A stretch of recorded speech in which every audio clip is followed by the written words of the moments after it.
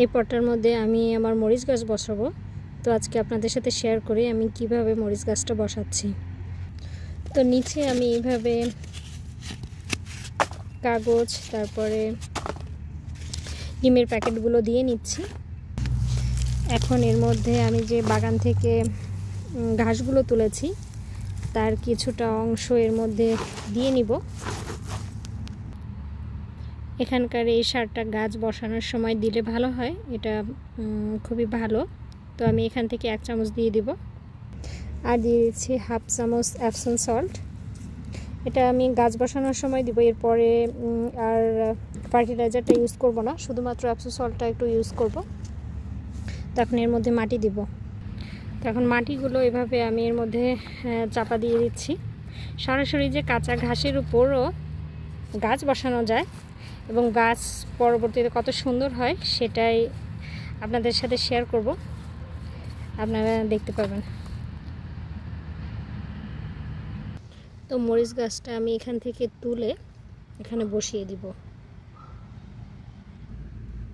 এভাবে ধরে এরকম উঁচু করলে যে সুন্দর উঠে আসে। এখন এটা ছাড়িয়ে লাগাবো, কারণ এখানে অনেকগুলো মরিচ গাছ।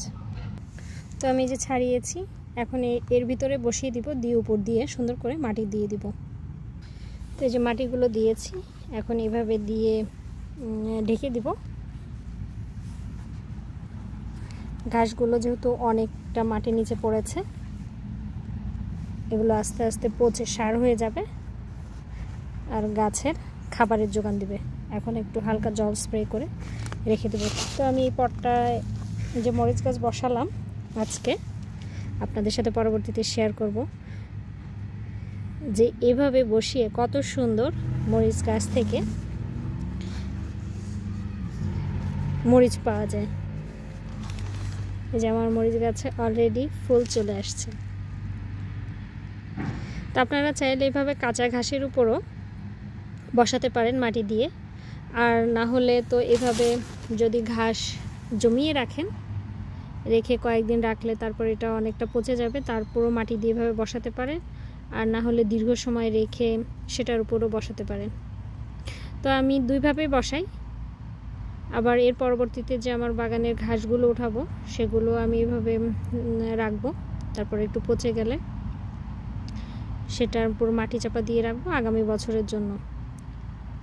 আর এই বছর তো মোটামুটি গাছ লাগানো প্রায় শেষ, আর অল্প কিছু গাছ আছে, সেগুলো লাগালেই এবছরের মতো শেষ। তো ভালো থাকবেন সবাই, এবং পরবর্তীতে আমার গাছটা কেমন হয় আপনাদের আপডেট দিব।